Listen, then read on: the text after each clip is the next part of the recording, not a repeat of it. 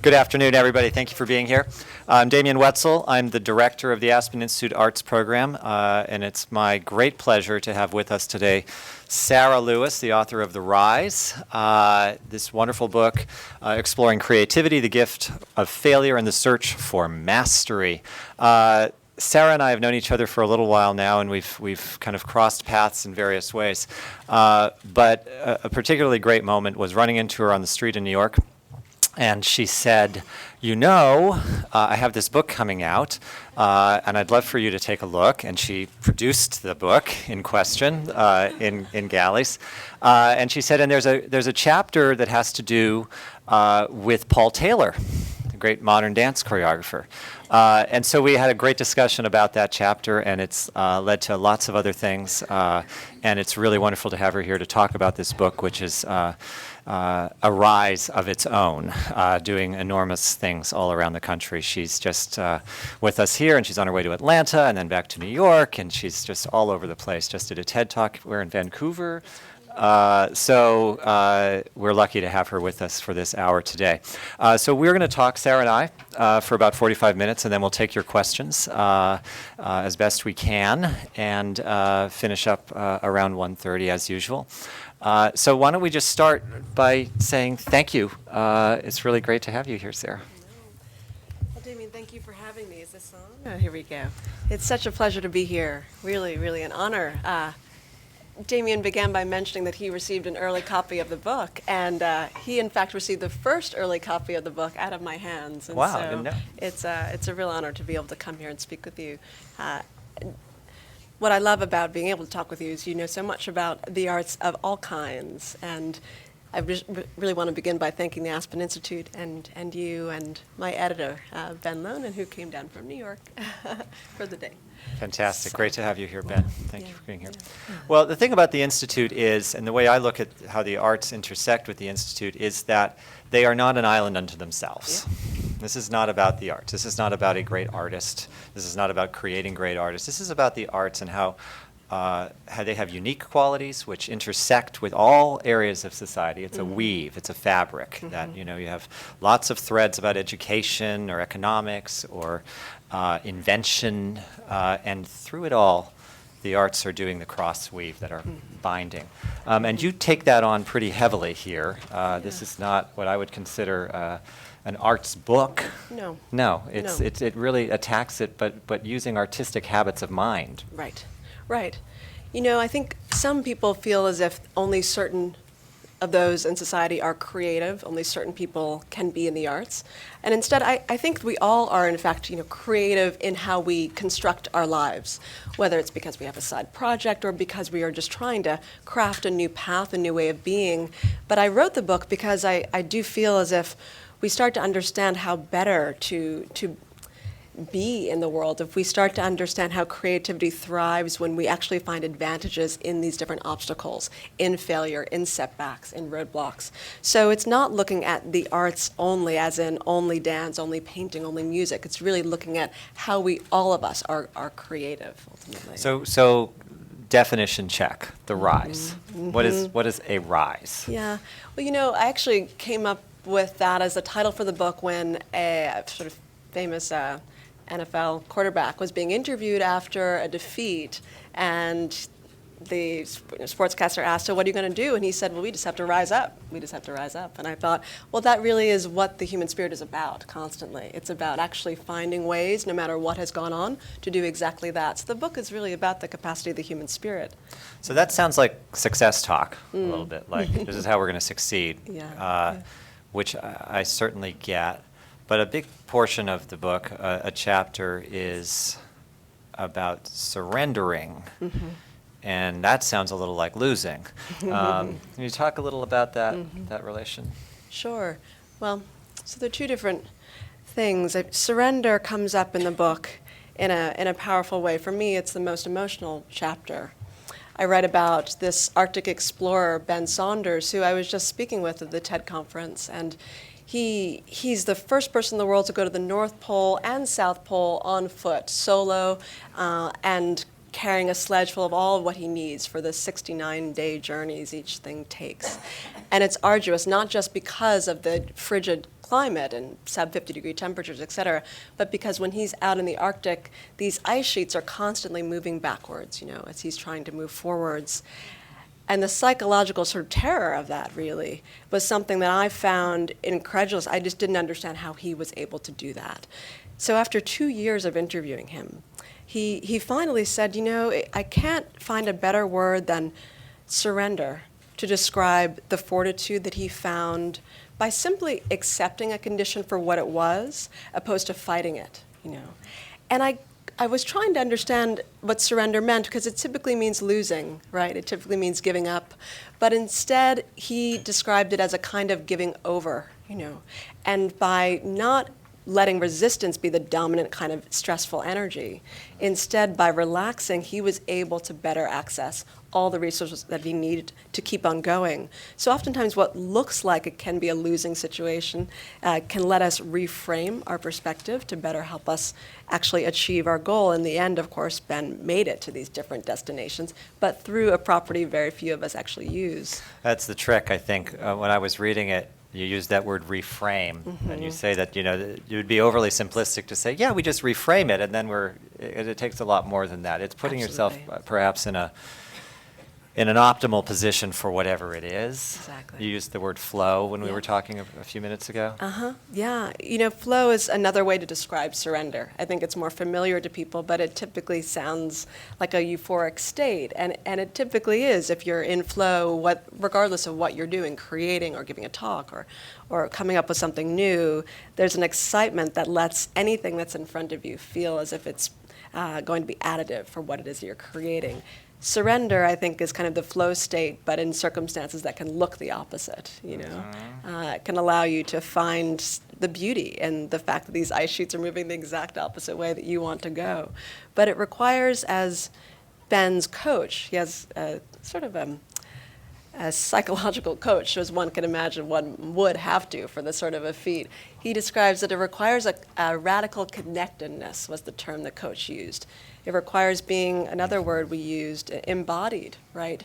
So that you sense what's going on in you enough to know what you need to do when. Yeah, it's an adaptability, Yep.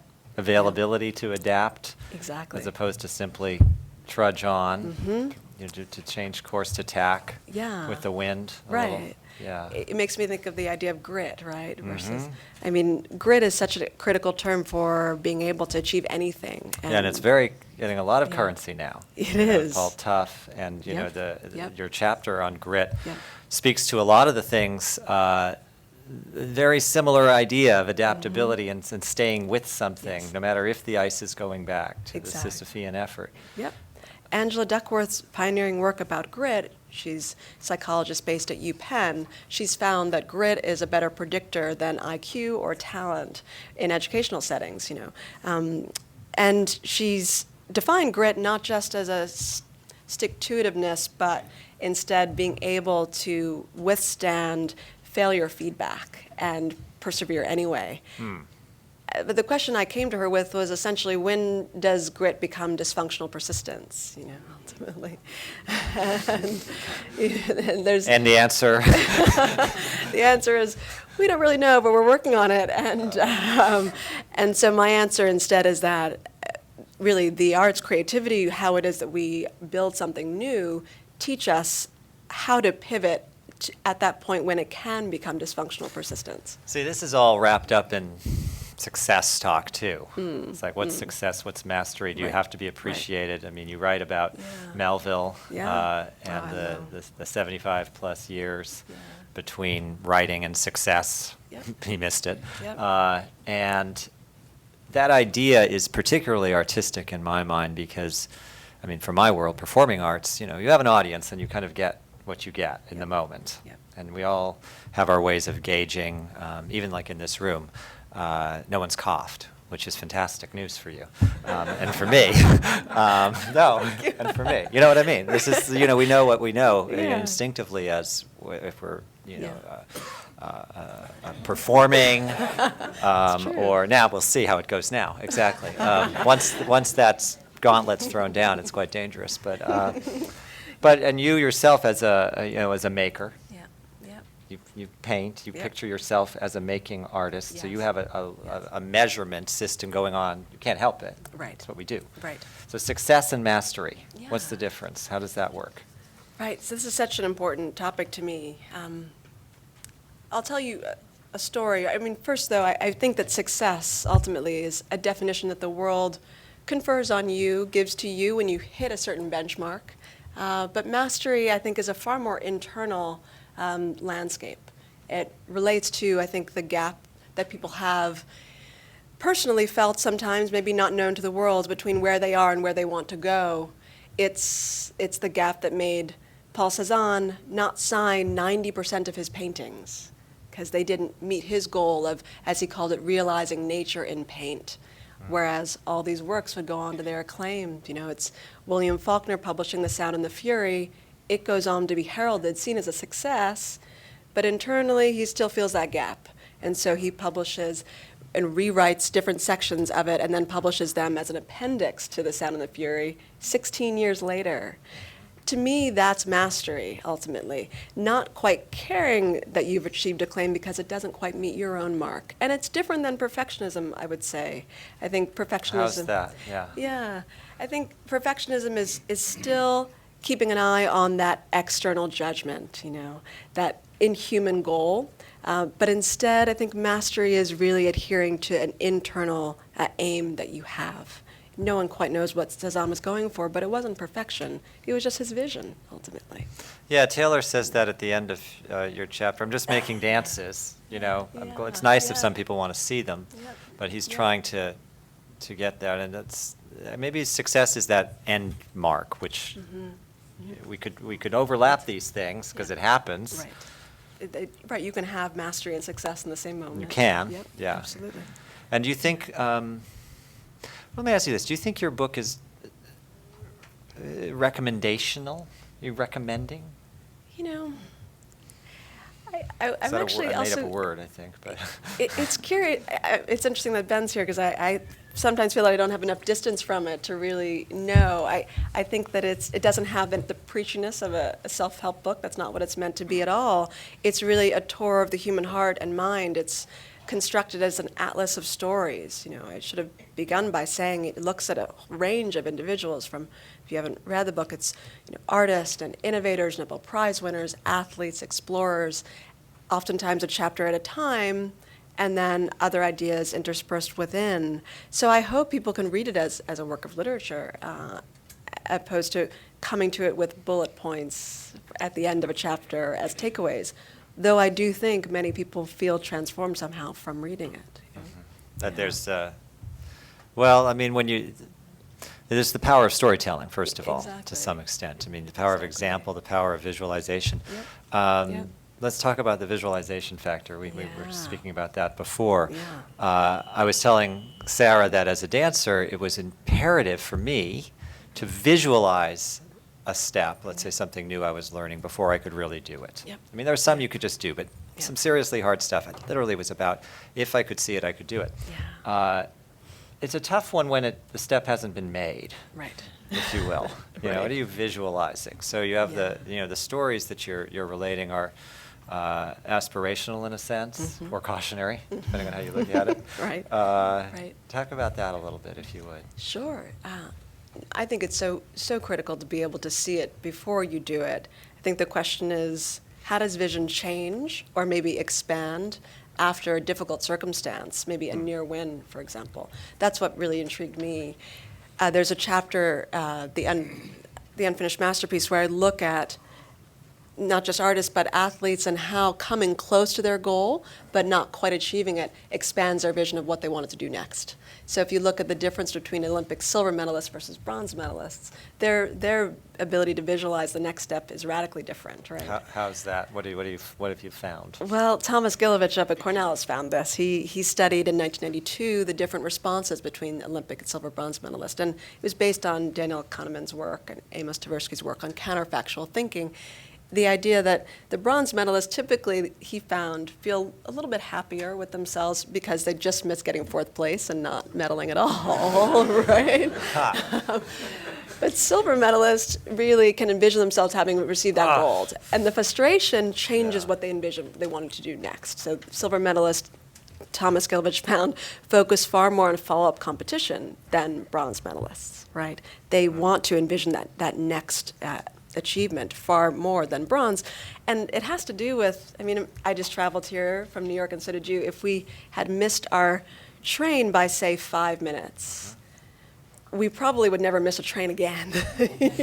We would change our behavior.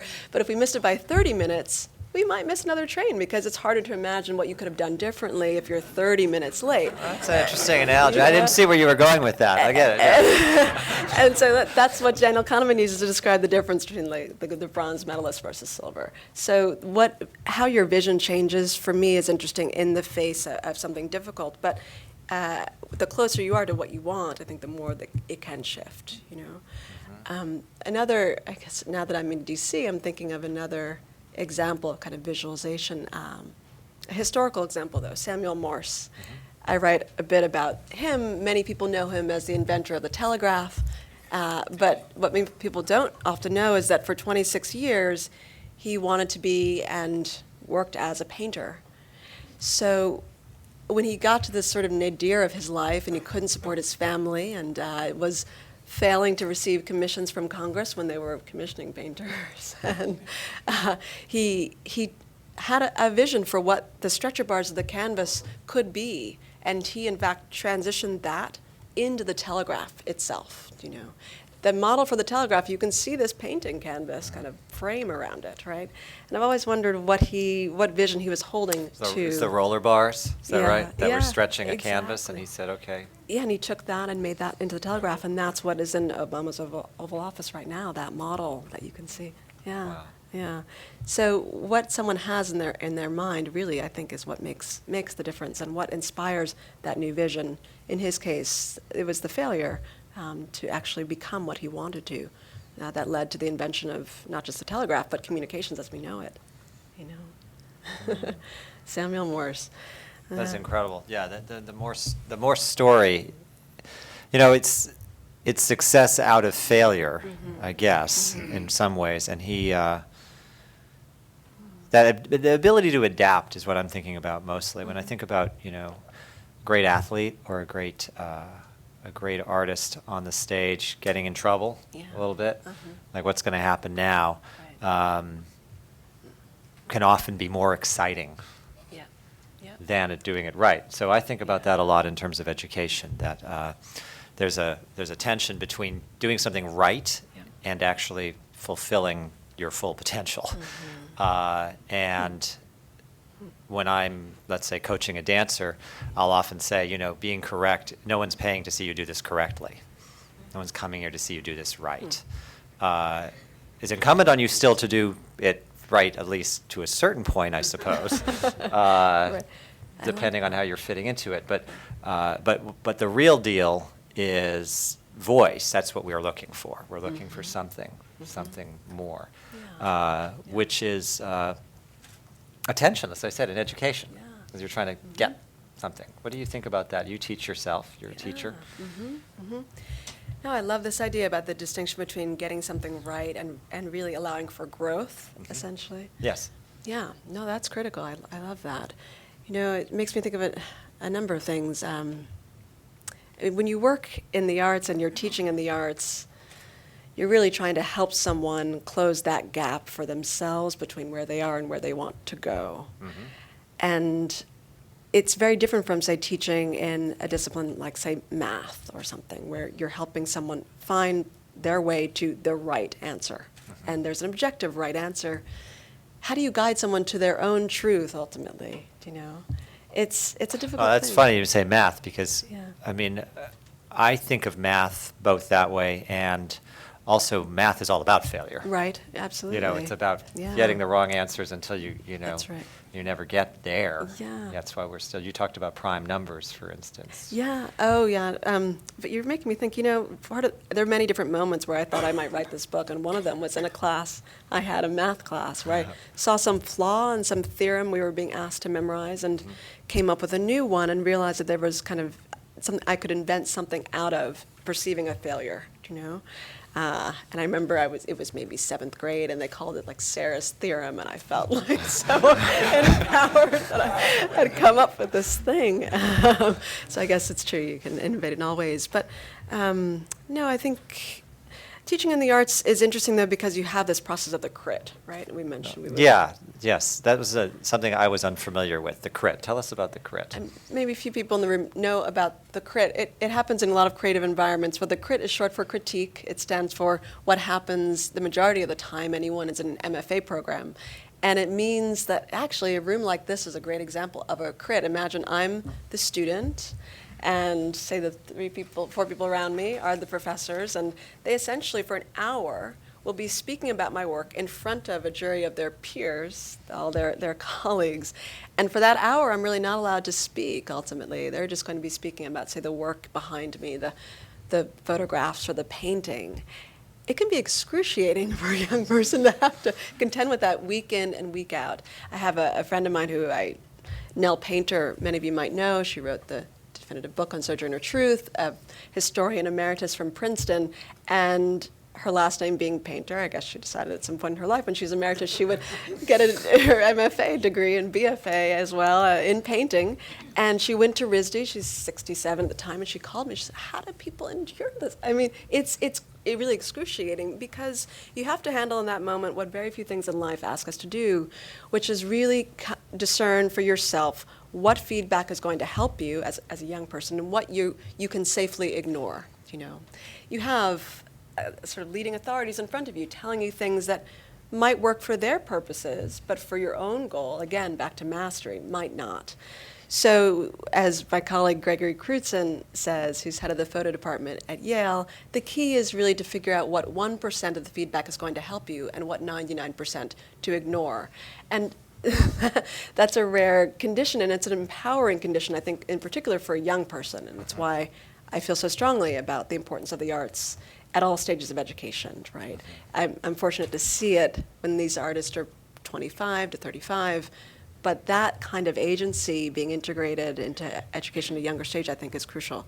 So it's an ego issue to some extent. Absolutely. Whether you consider it friendly advice or antagonistic advice, and being able to somehow be agnostic about that. That's right. So to be fair, Yeah. I guess. Yep. I think that leads me a little bit to part of what I get reading the book is how aware can you be?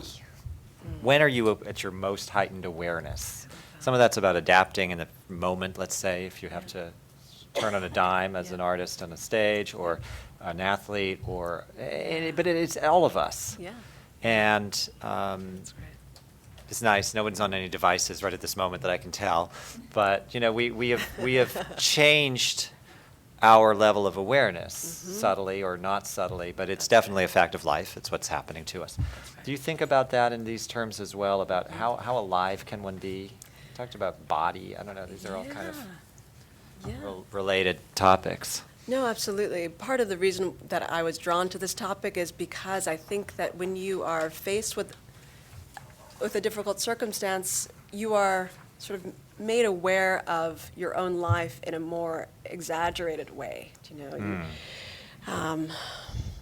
Perhaps because of the pain of it, perhaps because in that moment you have expanded your vision for what you want to do next, but you are brought, it's almost as if I envision as kind of having an encounter with your life. It's sort of an out-of-body experience. Whereas success, I think, can make you very, very happy, and you sort of move forward, but you don't confront your life in the same way. So in some senses, this is in part a hope for us that we can, despite our kind of increasing distractions, find gifts that come from these moments. It's so easy now to slip away from discomfort with distraction, and there's so many things that can be found, though, when you let yourself accept it for what it is, take the poison out of whatever's going on, and get the feedback and use that to actually improve. So it wasn't necessarily written with that in mind, but I found that even in writing, I was freeing myself from distraction in ways that were crucial to get the work done. Do you think that, it just occurred to me that there's some, I imagine beyond the book there were several other chapters that didn't get written, people, examples, stories. Yeah. But so you have probably a pretty heavy-duty range of, in your mind, about what relates to this. Right. And I'm wondering about mental health. Yeah.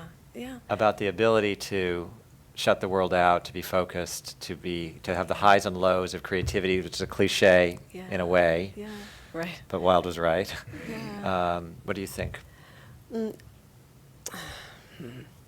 Well, in one chapter, the chapter on Paul Taylor, I write about this paradox of creating anything new, which is that you have to learn what to ignore, right, and learn when to accept critique and feedback. I think what surprised me, and many of the stories that I left out, have to do with how extreme this degree of shutting voices out so that you could hear your own and create could be. I think that bears just, you should tell the story about, if you haven't read the book, hopefully you'll read the book, but this portion on Paul Taylor's one particular review, you just want to share that? Sure. So the story, actually I should credit, Bill T. Jones told me about the story, and I know you're aware of it, but very few people outside of dance know. Paul Taylor is a celebrated choreographer now, but in 1957, when he debuted a piece called Seven New Dances, which really outlined a sort of aesthetic vision and foundation for the later work, he was quite satisfied with it, but the audience at the 92nd Street Y Kaufman Center was so bewildered by this performance of kind of austere minimalism, standing and sort of sitting and running, and that people flooded out of the theater. I mean, just pretty much cantered. I think his term was he cantered up the aisles, but some left in a polite pace, and he. I like the canter. I like the canter. The vision is so good. And really, I think it tried people's patience to the degree that the house manager was one of the few stalwarts who was left at the end, who stayed only to tell him to rent the theater out again over his dead body. It was really extreme. And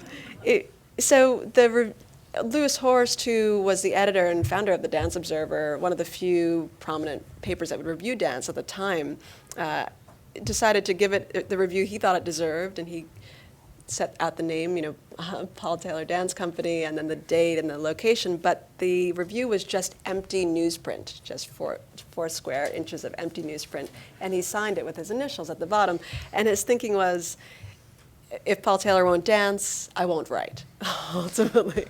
And it was scathing and a scandal, really, as Bill T. Jones describes it. But the reason why it was so interesting to me... Honestly, that's the kind of press you can't buy. I mean, that's really, really good. Yeah, you don't want to buy that kind of press, or maybe you do, because what had followed him, that press, right? He went, where was he, in Spoleto, and then he didn't know that he was supposed to actually have his rehearsals reviewed. And so the critics lined up, and he sort of stuck his head out and wondered where the orchestra was and closed the curtain, and the critics thought that was the piece. It was so, and then they left. And so the kind of blank review sort of dogged him. Yeah, 4 minutes 33, right? Yeah, exactly. Yeah, they thought it was just all silence, and that was it, John Cage-like. But the blank review, I think, is a metaphor for what artists have to do, is that they have to really figure out how to start anew, how to actually create that blank slate by oftentimes ignoring that critique, but often also figuring out what to put on that page from the negative feedback that they've heard. So that's the Paul Taylor story.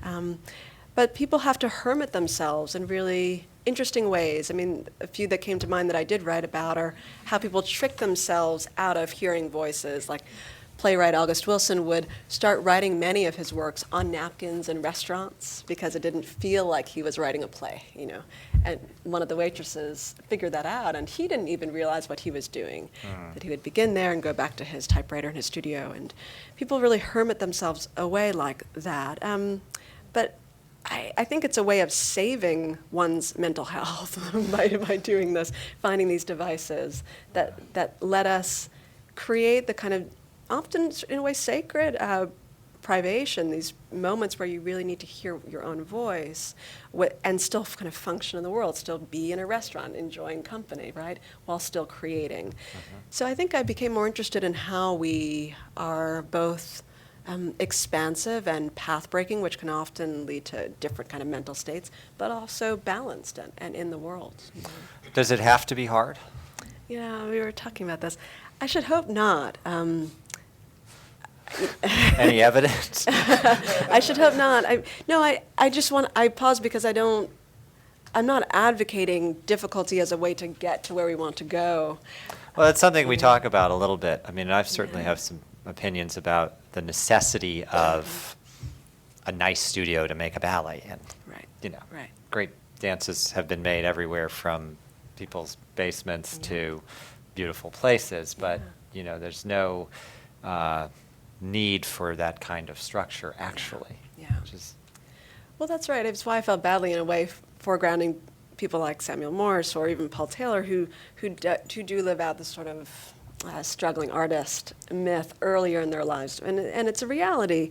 I don't think it should have to be that hard. I think it's really why we're doing the work that we're doing, ultimately, to try to not have that be the case. But I do think there's something to be gained by not running when things are difficult.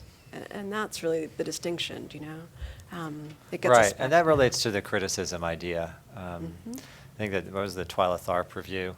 One of Yeah. my favorite quotes. I mean, Twyla Tharp and dancers performed last night and threatened to do so again tonight. Exactly. It's great. I know. Exactly. Yeah. How do you live that down, and talk about criticism in your own life and work, and has that Yeah. changed a little bit with this book, looking at all these examples?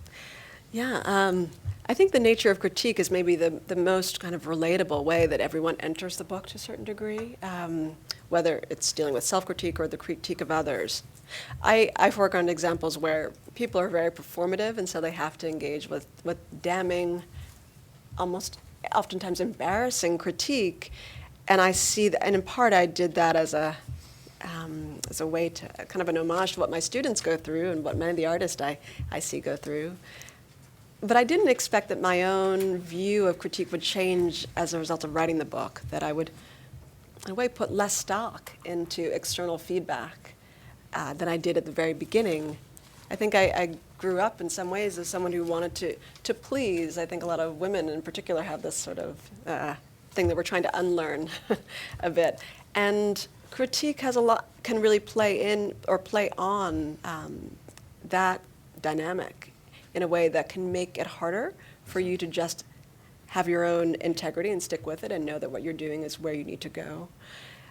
So I'm in a moment where the reviews are coming out for the book, and actually Ben sent me one a couple of days ago, or mentioned that one had come out, and I really had no interest in reading it, actually, and it was a surprise to me because it's not out of a sense of superiority, feeling like, oh, I don't really care what anyone has to say. It's really because I do feel as if I've closed my own internal gap for what I wanted the book to be. I know that I became a person that I didn't think I could become because of writing the book. And that, to me, is the greatest gift. And it's not something that any praise or critique can kind of take away from me. So it has changed. I think that's why I ended with the Paul Taylor quote, where after he receives the damning critique, he does learn to incorporate what Lewis Horst, his former instructor, was trying to offer, and through Oriol's sort of seminal work was able to put choreograph in a way that both pleased him, which is most important, and also pleased the audience. But in the end, that wasn't what mattered to him, that it pleased the audience. He said, if I made a perfect dance, I think I'd quit, That's what he says to the Wall Street Journal reporter. And it's because, as he also put it, I don't care if people like it ultimately, I just like to make things. And I hope that sense of kind of satisfaction that can come from the making can be what propels pursuits of anyone who's reading the book or a creative person, and it certainly is my own propulsion. So, It has changed. I didn't anticipate that. Interesting. Let's talk for a minute about the intersections that are non-artistic completely. And this is actually a nice segue. You've told me that you're working on your second book already, even as we're sitting here, with the idea of aesthetic force in Frederick Douglass. That was a powerful idea at any given moment, but I think in the mid-19th century. Would you tell us a little bit about that? Oh, sure. So I loved writing this chapter in the book, Beauty, Error, and Justice. And it looks at an idea Frederick Douglass had, would surprise most people and did during the Civil War. His idea was that it wasn't going to be combat or conflict or even a set of laws that was going to help America create a more expanded vision of itself. His idea, as he stated in 1961 and again in 65, was that not just pictures, as he called them, but the thought pictures, as he termed them, that are created when you have a moment of real aesthetic force, when something impacts you to a degree that it just kind of slips through the back door of rational thought and makes you realize in that moment that you are somehow, in that moment, larger than you were a moment ago, that you see the world differently than you did a second ago. And he felt that, as he called them, these life pictures, that was the title of one of the speeches that he rewrote 4 times, would be really the most important way that we would collectively envision our future. Now, when he gave this speech in Boston's Tremont Temple and that another location we can't quite pinpoint, historians, we haven't been able to figure it out, the audience was confused.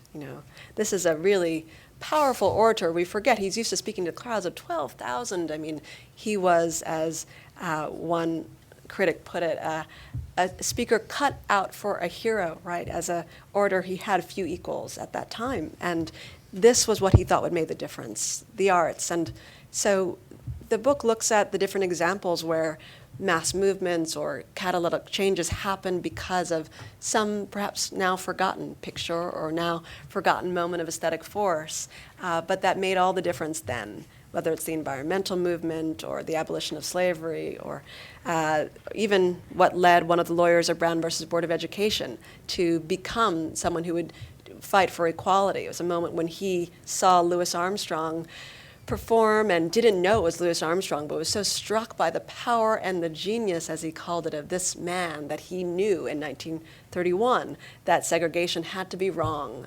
And this man was Charles Black, and he was 16, and he then understood what his entire society had taught him to be true was wrong. And so he fought for equality and then went on to, through that case, and then went on to teach at Columbia and then Yale. And so it doesn't just have to be something visual, as Douglass described. He also was looking at the power of music and other things.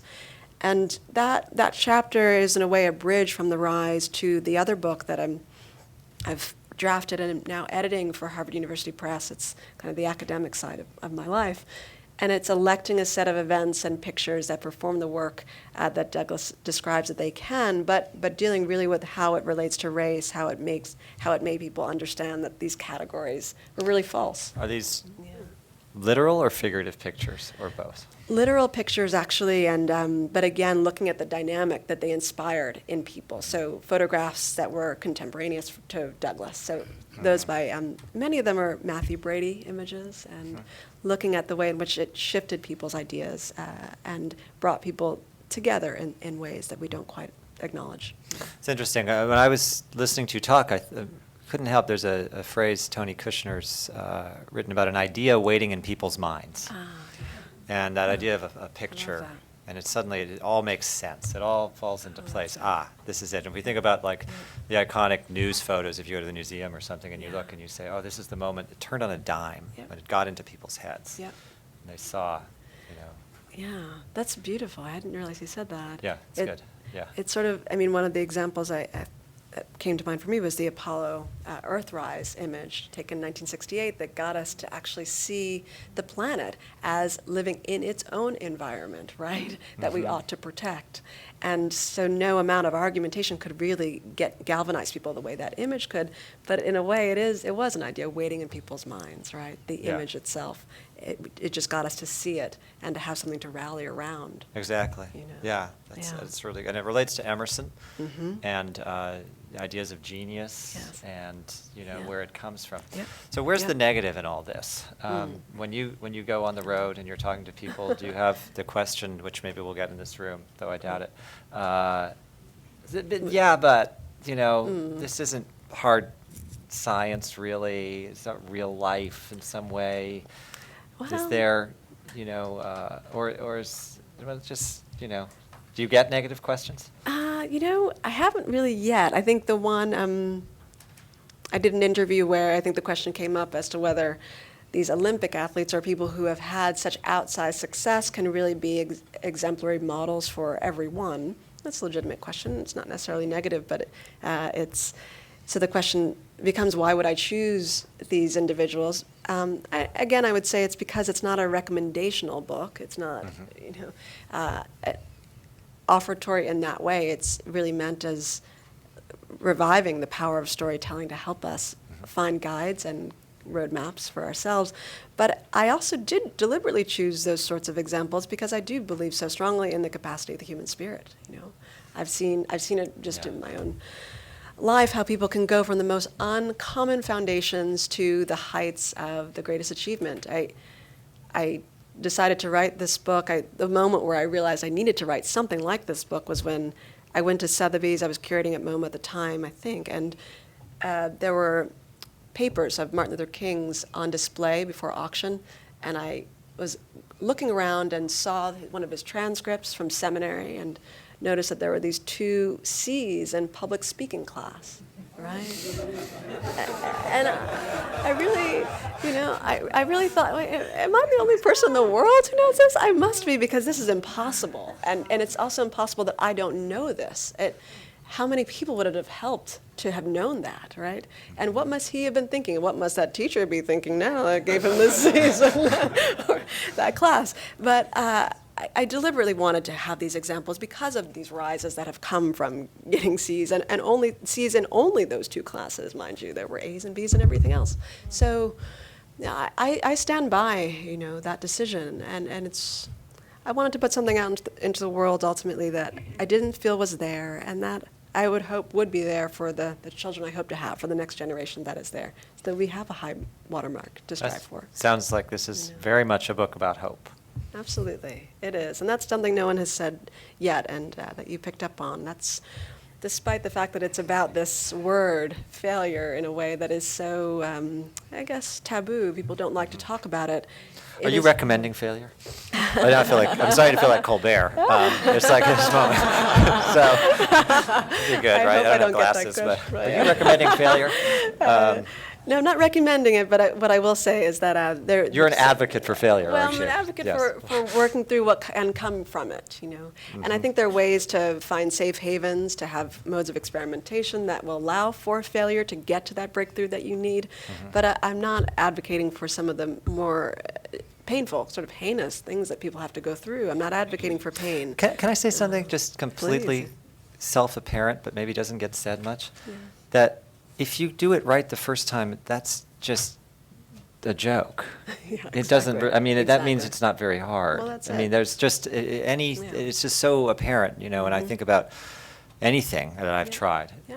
It's you talk about Watson playing tennis. That was an interesting part. Oh, He picked up tennis, and he's got some thorns. Yeah, Mr. Watson, Dr. Watson. he does. I mean, And he just wants to. Who does he want to play with? He wants to play with Roger Federer. He's Yeah. in his 80s, and he's picked up Roger Federer's tennis rack. Here he is, pioneering the discovery of DNA and other things. And here he is wanting to best Roger Federer because he feels as if, again, it's not about getting it right the first time. It's about constantly gaining fortitude by trying new things, And for him, it's just an avocational interest. But it's about it's a kind of a grit, that can be nimble enough to go from science to athletic excellence. Well, I think Yeah. it's about imagining possibility too. Yeah. There's that thing where you just think I could get 1 point is what he's saying. I think I can get 1. Yeah, I think I can get right. That's exactly what he said to me. And I remember being on the phone with him and thinking, thank God I just recorded this. No one was going to believe me that he's sitting there saying, I think I can just get 1 point on him. Maybe. And he's been trying. I don't think he's scored a game with him. But that's it. I think, mastery is in that striving, not in the arrival. So if you do arrive the first time, there might either the project wasn't large enough for full ambition. Exactly. It's or not. you- It's or- inevitably, it's like turning the idea of right sizeness on its head a little Exactly. bit. What is right size? That's right. That's right. And are you going to, there's lots of familiarity, kind of step out in the road. Are you going to raise Yeah. your voice? Will Yeah. you Yeah. will you dance at the dance? Yeah. What are you going to do to go beyond yourself? That really is what I think Yeah. this is about. It's a book about striving, ultimately, and coming up with something that you never would have otherwise.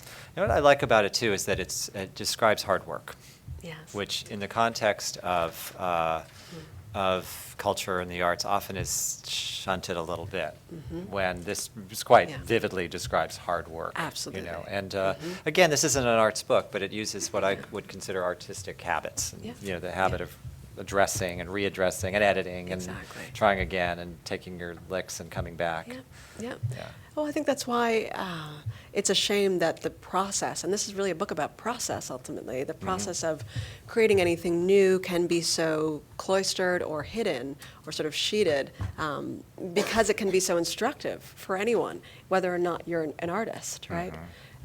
There's so many examples. I mean, even just the lesson I take from that funny story I love when Virginia Woolf went to the studio with some friends to visit Rodin and was allowed to look at any of the sculptures except the one under the sheets. And she sort of cheekily raised the sheet, and Rodin slapped her hand down. And I thought, that's so interesting. I think the idea for me out of that is you have to know when you're also ready to release something to the world. You have to understand what part of your process is stating this is ready kind of for the public. This is ready for me to let go. Yeah. So there are many examples, but I think process for the arts is key. The hard work that clearly Rodin was enduring underneath those sheets and kind of still working through is important. Sometimes people feel as if I think the arts are an escape from hard work because of how they're consumed sort of on weekends maybe at a museum or performance, and we Well, forget how much hard maybe work a goes certain into them. synonymous with beauty type thing. Exactly. Right. And beauty Yeah. can be a kind of a respite from life. But I Yes. think it's important to see how much work has gone into that, Baldessari has this great painting that I reproduced there, and he essentially describes how very few people can see that what is in front of them, a painting, is really one person's path towards finding a solution to a problem. Whether the problem for Cezanne was finding a way to realize nature in paint with pigment, right? And that is a problem. A lot of artists, a lot of people speak about their work that way. They're trying to find an issue to tackle and to find a solution to it, and that solution is the art, right? But it can look very different from the sort of experimentation that happens in a laboratory or other things, so people don't see it as work very much. But we were talking about Kubler earlier, this idea that in fact, artists are linked by this sort of timeless journey to find ways to create new solutions to standing problems, sort of prime number problems that will always maybe exist and therefore always create new works, which Yeah. I love, as an idea. Through ineffable means, Yeah, often. Exactly. So you're never quite going to get there. Right. It's that asymptotic Exactly. journey. Exactly. Yeah. All right, well, it's time to have a few questions. So if you're around the table, you have to press the red button, and we'll call you when you speak. And we also have a microphone somewhere in the room. So why don't we do a few questions now? Anybody? Any hands? Otherwise, I'll just carry on. But please, in the back, and Mike is coming to you. If you could actually just say who you are, it'd be great as well. My name is Tim Tolson. I'm a cellist here in D.C. And D.C. is a great climate for a lot of interesting classical music, so I've been involved with certain startups as well. In that context, I think my question is, and with a quick pause to say thank you for a brilliant book, my question is, so many of the portraits in the book look like independent sort of creative loners or people trekking solo to the poles. I suspect that's important to what they're doing, but also incomplete. And I wonder if you could comment on how these people interact with organizations, Yeah. with institutions, whether there are any patterns there that you saw in your work. Well, thank you for the question. And as Damien knows, this is, you sort of teed up for me an answer because Damien asked me if there's a chapter that I left out of the book, and my answer was, I didn't speak enough about collaboration and community, ultimately. I did that in part, for reasons to do with wanting, though, to honor what seemed like Herculean individual feats. I think that when anyone kind of gets in touch with their own intentions in a really clear way, whether it's something as extreme as going to the North Pole or south and back, you become, we were talking about this earlier, kind of embodied and authentic in a way that helps you better work with others. So I wanted to highlight this, but not to reinforce this idea of a kind of lone genius, but really to honor, as I mentioned before, this capacity that we all have within, and I think I dramatized it through the curation of these stories. But I could have maybe lent more space on the page to all the support that even, for example, Ben Saunders, the Arctic explorer, has in his coach, Jerry Colonna, right, who he speaks to regularly in the lead up to these endeavors. I think, though, when it comes to entrepreneurial endeavor or experimentation, I hope I think I did lend enough time on the page to what happens, say, in a laboratory through collaboration. I loved writing about the discovery of the first two-dimensional object on the Earth, which is changing the way that we now consider nanotechnology to work and what Silicon Valley will be focusing on, graphene instead of silicon. And that came through the kind of experimentation and play that can happen best in groups oftentimes. It isn't really solo play that allowed for Andrei Geim and Konstantin Novoslov to find this two-dimensional object. They found this two-dimensional object, I should say, if you haven't read the book, by taking graphite found in an ordinary pencil and peeling off successive layers with Scotch tape. And for that, they have won the Nobel Prize in 2010. So I think, and part of the permissive that allowed well, not for them, that alone. No, not well. Not More or alone, less. More or less.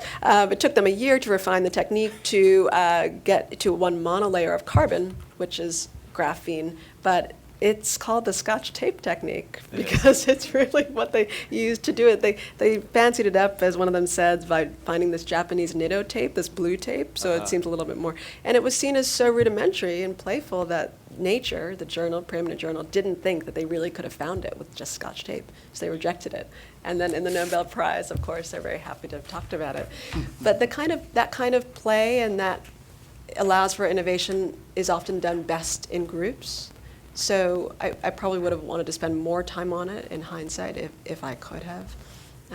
But because I do focus on artists and so much of it does go on in a studio, it has a kind of shifted weight. Yeah. Interesting. Please. Should I? Yes, thank you. Yes. Oh, hello. My name's Ijama. I'm from the George Washington University School of Public Health. My question is mainly regarding what are your thoughts behind when younger artists, especially in their late teens, early 20s, kind of confuse mastery for the churning out of lots of work, even though it's lackluster, especially in emerging art forms that don't have that much of an academic backing to kind of support what is objectively good or what is high quality artwork as opposed to what's just really popular. My main concern is for performance poetry, which is a pretty young field, but it's this interesting fusion of poetry recitation and theater, and certain people are kind of putting one and one together and figuring out how those two fields overlap, but for younger students, it's a little difficult to churn out that 99% you talked about before. Yeah. Okay, so I have sort of two answers to this. I think it's such an important question, and I'm going to cite actually something Wynton says, Wynton Marsalis. I think with these new forms, video art is one of them as well, and performance poetry is another. I do think it's important to have a kind of a frame through which we can define what a genre is. And the metaphor that Wynton has that I love is, he was talking about basketball, and he was saying essentially you can't just kind of go out into the street and dribble and call it basketball, like you have to have some kind of line, some kind of form, or else you're just dribbling in the street.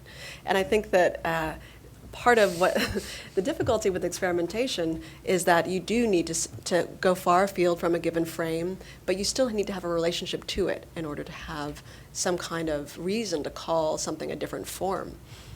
It's something I think we're still working through with some of the genres that we're creating with new technology. So whether it might not be actually formal education, but it should be, I hope, finding a kind of pedagogy, finding a way of learning from people who have done it before you, whether in the case of maybe your friend, it's looking at Sarah Kay's poetry, the other performance poets, and finding models that can help. But the second idea about just churning out work, I think is requisite for creation. Rob Storr, the dean at Yale School of Art, says, and I think it's true, it's when you just leave a program, you have about 200 works that are not going to be very good, that you need to get out of you quickly, and right away, pretty much. And so that's why residencies are good, because it gives you a kind of time frame, and that puts a sort of pressure on you to be able to get them done within that frame and then move on to the next stage. So that I think is healthy, just to get that work out. But the key is to not try to seek success so quickly that you use one of those works to get you where you want to go, and instead to see the life, instead of as an event, as more of a journey, Yeah, sure. Sure. I'm Joanne Kogar. Use the mic. Be great. Just Excuse me. That's clear. I'm Joanne Kogar, a failed artist. I have enormous respect for you, having listened to you, for your authenticity and the depth of your understanding. So I am curious to know, what are you doing with your painting? If you can describe it in words. Oh, what am I doing in my painting, or Yes. with it as a? What do they look like? What are you striving for through your own expression of visual arts? Well,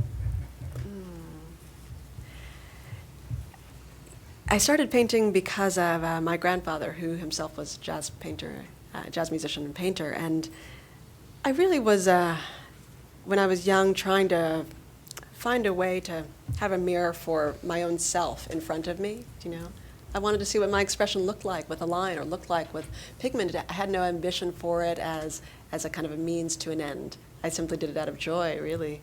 And I thought when I went to Harvard, actually, that I would be a painter. I thought I would major in that. But I found that I was, as I took classes in the history of art, was more fascinated by how others managed to close their gap, between where they were and where they wanted to go throughout time.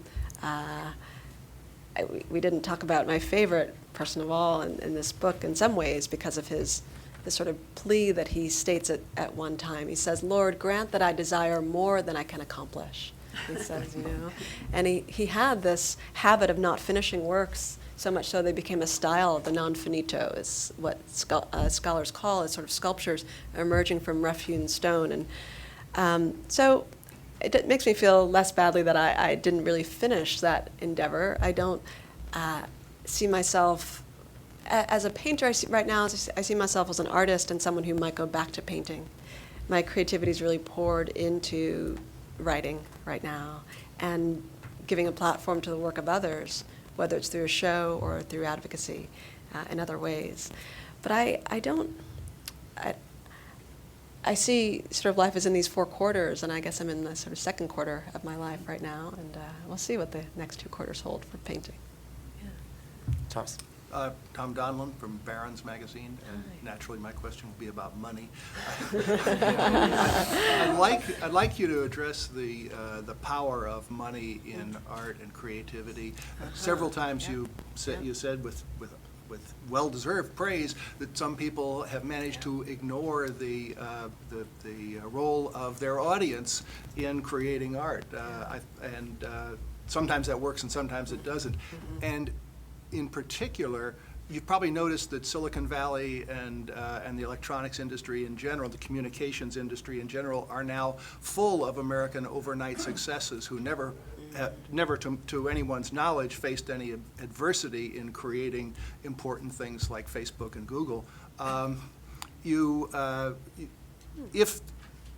maybe you don't agree, but maybe you know them better than I do. But I wonder if you think it has an implication for American society to have these role models who have simply had one good idea and made billions of dollars doing it.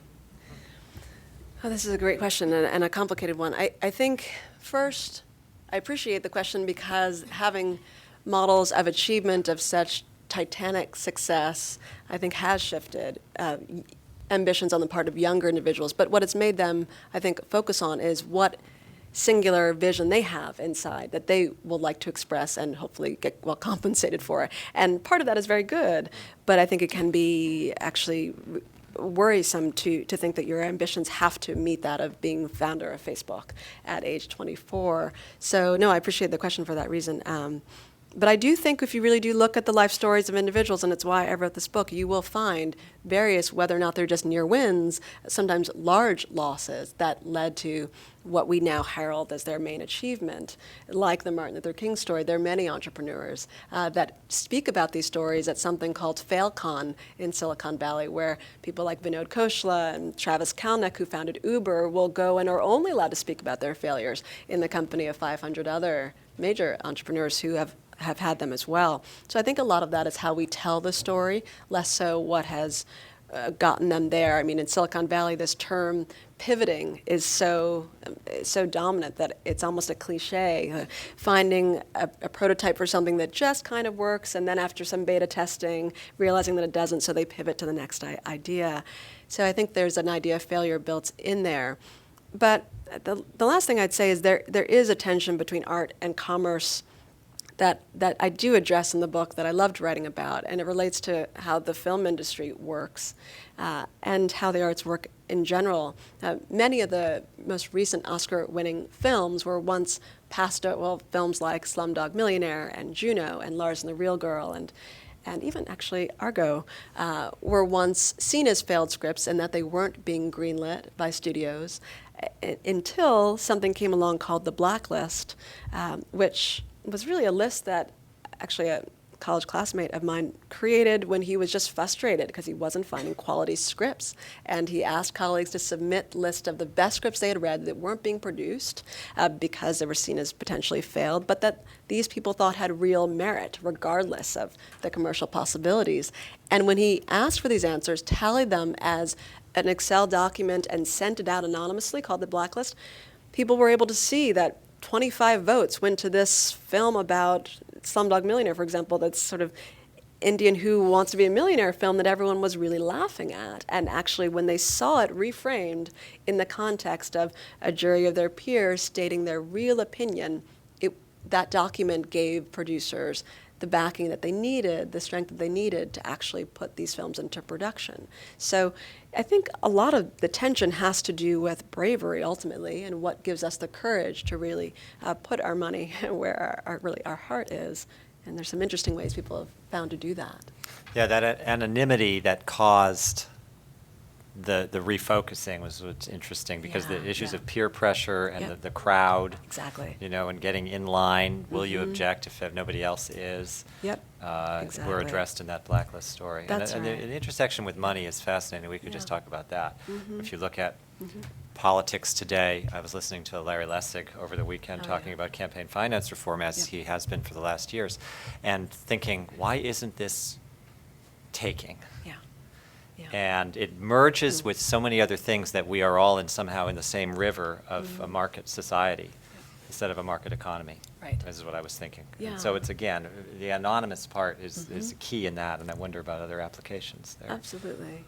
But you're also making me think, though, this what it means to butt up against critique of a collective kind that states that something can't work or is sort of roadblocking what we all know should happen. Exactly. Is in part why I didn't really write about community as much. I wanted to focus on how it is that we are able to combat these forces. Yeah. Interesting. Yeah. Please, Aaron. Yes, my name's Aaron Lee, and I'm with Daylab. My partner and I are in the process of building an imagination index. Now, that's got to be a part of this discussion. Imagination, how it plays into ultimately whatever our creative outcome is. We're kind of in a phase, and as I'm approaching 50, I think about this. We believe in our hearts that we generate the inspiration. The inspiration kind of finds us. Sometimes we respond to it and do something about it. If we can get out of the way and follow the inspiration, it will lead us to where it wants to go. Right. If the force of that imagination and the power of that inspiration is strong enough, then yes, we battle through the failure, because failures are part of the process. But I didn't hear you talk much about imagination and its role. I also wanted to kind of challenge you, because I actually think this is a scientific experiment, how this all happens, the domino effect from inspiration to outcome. So I know it's a little, it's a little out there a bit, but I can feel where you are. And I was processing this concept of surrender, because surrender is a way to pivot, right? The art wants to go this way, or you think the art wants to go this way, but it wants to go that way. If we're wise enough to pivot and we take it where it leads, we're probably going to be pretty excited about where it goes. So, long question to ask you about inspiration and imagination and how that plays into your work. Yeah. Well, if I didn't speak about imagination enough, I think it's because we spoke about it so much before, Damien and I, before coming here. There's no way to speak about creativity without imagination. I guess what I was trying to get across is that the imagination can be expanded in ways that it wouldn't have before, if not for circumstances that caused a shift in vision. So imagination is what Frederick Douglass was describing when he was using that term thought pictures. He was talking about the power of the imagination as opposed to America's sort of combat during the Civil War, et cetera. I was thinking about the power of the imagination when looking at Paul Taylor responding to this blank review and thinking of what it would take to actually incorporate this feedback. But I really am more interested in what an imagination index looks like. This sounds like what we need to be talking about. So are we. We're following the inspiration where it's leading. We will certainly report back to you when we get there. Please. Forward. One last question from the back. Just the mic will come to you.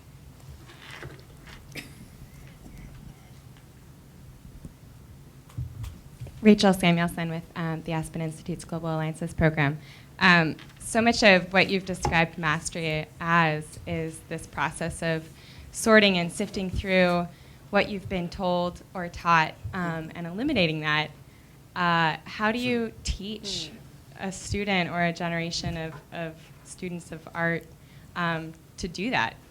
And is there a role for that in our Common Core curriculum to teach people how to sort of ignore what they're being taught? Yeah, I love yeah. this. Yes. I love this question. You know, I think the answer is yes. Yes, this can be taught, but it's a matter of finding structures that allow for it to be done within the kind of pedagogy that we've created, right? Well, you write about play, Yeah. for instance. Yeah, play is one way to do this, exactly. It's where I was going with this. I think the Nobel Prize winners that I described, they have kind of an instructive way of going about this. They created this model of Friday night experiments for themselves, where they do things that are so outlandish in their laboratory that they can't get funding for it. But in fact, every breakthrough that they've had has come from this unfunded, sort of 10% of their time mode of play, where they came up with the first two-dimensional object on the Earth, et cetera. I think that if we build in more play time opposed to creating this model where we have 6 hours of homework a night and all these different ways that we load up curriculum with rote memorization, with trying to hit a target for a certain AP test and kind of test our way out of creativity, I think that we will serve our next generation better. It is hard to teach someone to manage that gap between where they are and where they want to go, though.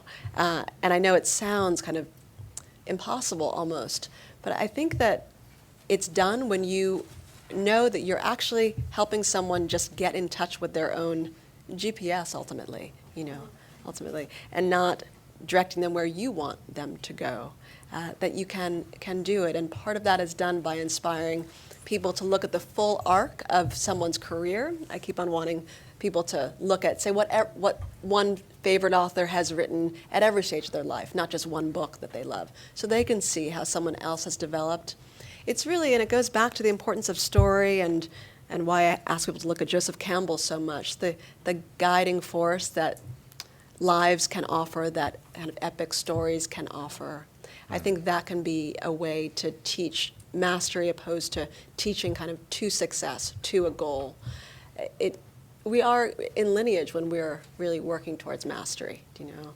We're in lineage with everyone else who has come before, and the kind of traits that you need to endure and to persevere and to go on in those circumstances are different. So I find some comfort in looking at those different stories. I hope that curriculum can involve, as arts teaching definitely should, you know, looking at these epic stories, finding ways to have Friday night experiments and play brought into the classroom more in ways that don't take away from teaching, but are just additive to it. Yeah, it's an interesting way to finish here today, actually, because there's this tension between learning and being available to simply be creative and have the imagination, which has a very facile kind of understanding in a way if you think about imagination being kind of just sui generis, just happens. Yep. When in fact they're building blocks. There's you call them foundations that are about history, and it's about what came before and what how you assemble actually in the creative process. Exactly.